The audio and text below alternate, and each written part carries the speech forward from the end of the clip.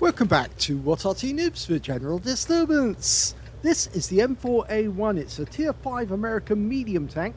It's located on the south spawn of Widepark, and this one is under the command of ProvoBob. Now, he's got the 76mm, yes he has, 115 alpha, 128mm pen with standard ammo. With the APCR, it's capable of 177mm pen.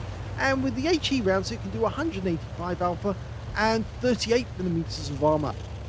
The ubiquitous M4A1. Now, let's see what he does with it. It does have a decent fire rate as well.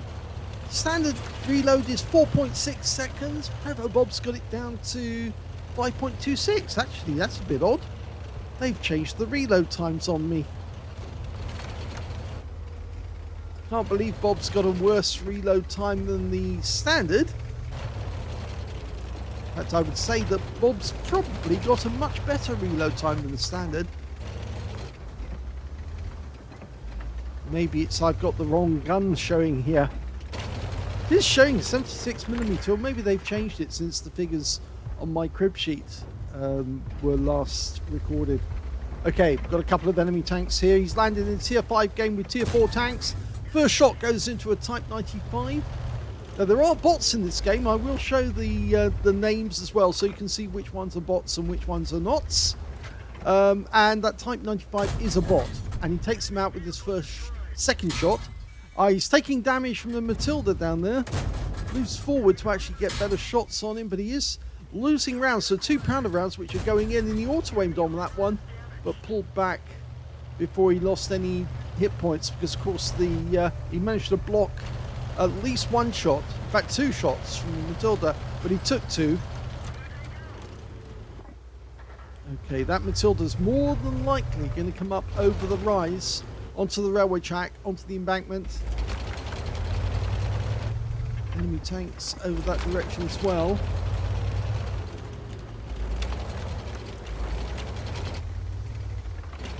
He seems to be going to sniper view a lot. Oh, been spotted. There's the Matilda. Punches 1 round in. Takes 2 rounds from the Matilda, though. Needs to get another round into the guy. Gets him. That's good. So he's now got 2 kills, but he has taken some damage. Okay, he might be able to get some more shots. Okay. The enemy that he's looking at the moment, the M5A1, is a bot, and he's over the other side of the map. What he really needs to get at is the Excelsior. There's a British heavy tank just below him over there on the far side. Oh, he actually did hit the T-28, but here comes the Excelsior. Punches 1 into his engine bay, but the guy's moving very quickly to try and get out of that spot. But I think he's going to try and chase after him. If so, back up a bit, because you can shoot him from up here. There you go. Punches another one in, but it didn't do any damage. I think it hit the tracks. He's auto-aiming on now. That's not a good idea. You want to aim where you want to hit it in other places where it's only got a slight amount of the tank exposed.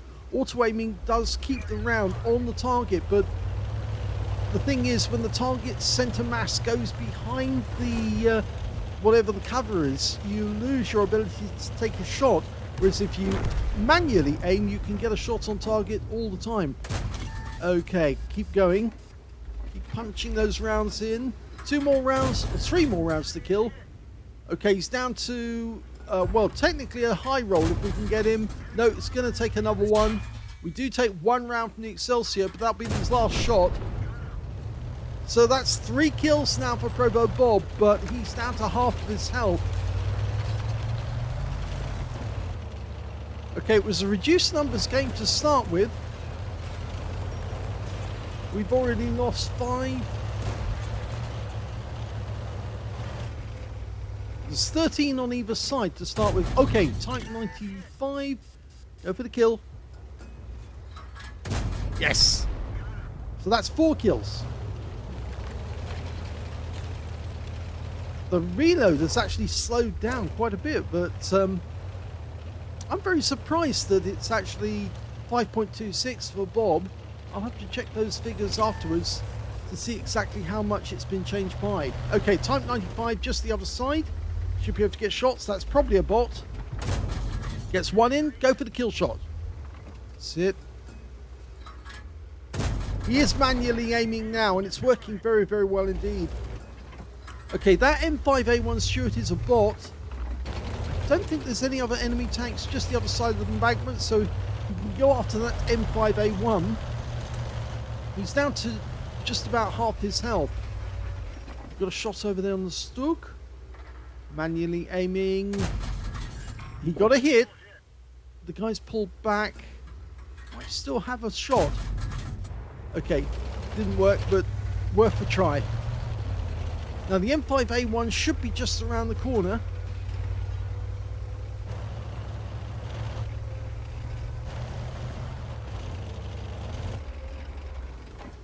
Okay, there he is. An easy shot. Oh! He aimed slightly to one side. And we're taking damage from the M4A1. Punches one in. Not good, actually, that we lost so many hit points to that M4A1. That is a bot after all. Okay, we're going to get him this side. One shot should be enough to take him out. There he is.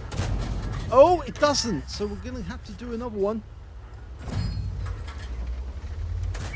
No. In fact, now we're taking damage from an M8A1. And we're down to 78 hit points, which makes us a one-shot. It's not good.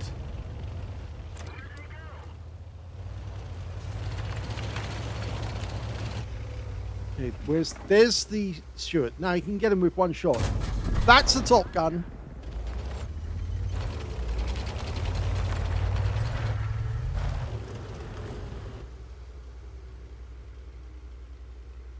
Nobody in sight, but we do know there are enemy up in that direction, so it might be a good idea to move a little closer. They're going to be expecting us to go directly into the cap. Ideally, what we want is for our teammates to do that instead. But two of the teammates are bots.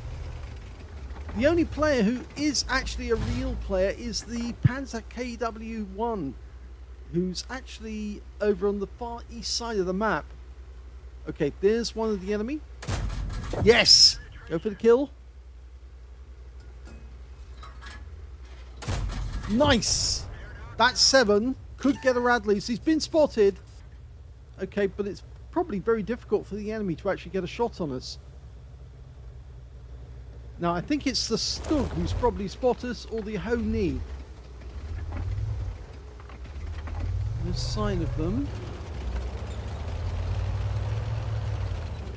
Wait for the KW to spot them. He's going down the railway line now. If he does spot them, we can make a dash. There's the Ho Ni. Missed with the first shot. Oh, you can do it. He's gone. He's a one-shot, that guy. The Stug is behind, and the KW1 got killed. So we know where they are now. Now, the Ho Ni will probably poke out. I think he's not a bot, that guy.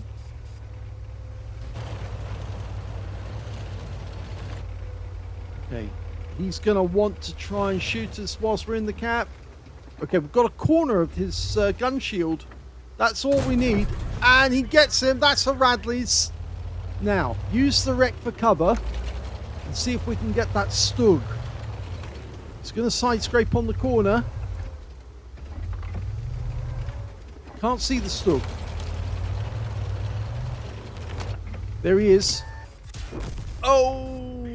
He was ready, and he's a 3-mark Stug by Aslains. So he's a good player, and I think he's possibly going to win because now the only remaining players on our team are bots. And yes, if I go to see the other view,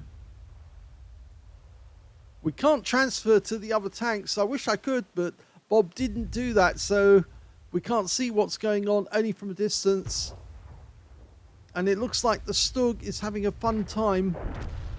And he's just killed our M8A1. And now I think he's going to kill the B1 and win the game.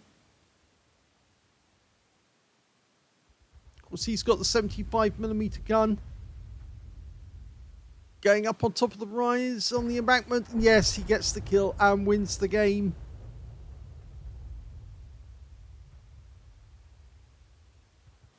Here's the end of battle stats. That was the first class tanker for ProvoBob in the M4A1. He managed to get a duelist for taking down 2 tanks who damaged him, a 5 for effect for doing more damage than the hit points to his own vehicle, a bruiser medal for getting at least 5 critical hits. In fact, he got 7.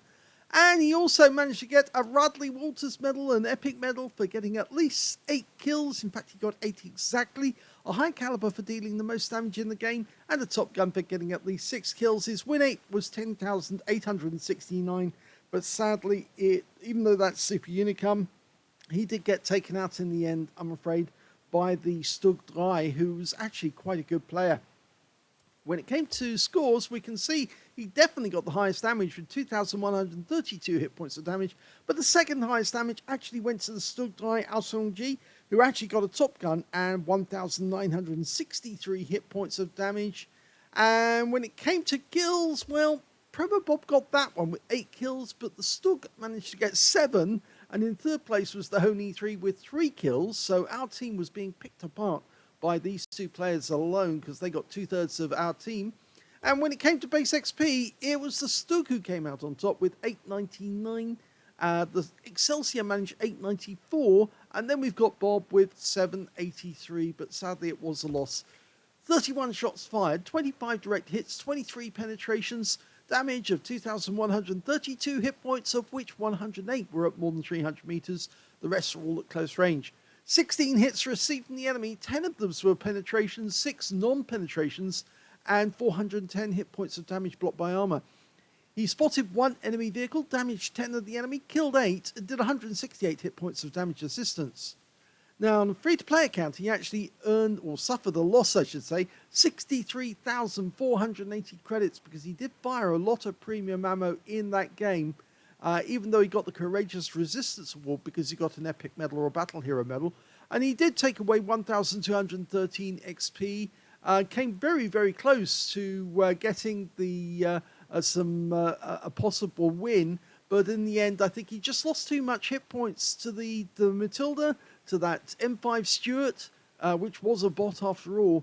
And if only he'd actually had the chance to have a few more hit points, he might have been able to suffer a hit from that Stug and still stay alive and do some damage for him. So sadly, unfortunately, this was a defeat. Let's have a look at the personal score again. I did check, actually. The figures for the reload haven't changed. So the only way I can suggest that Bob's got a worse reload time is that maybe one of his crew members is not fully trained or top rated. And that's why he's actually getting a worse reload time than the book standard, which is 4.6 seconds per shot. As you saw, Bob was getting about 5.2, I think it was, or thereabouts. So that must be the reason why he wasn't getting great results. But all the same, it was an interesting battle, and at least he got a Radley's out of it. I hope you enjoyed that replay. If you did, please give this video a like, do subscribe to our channel, leave a little comment down below because it feeds the algorithm. And thank you for watching.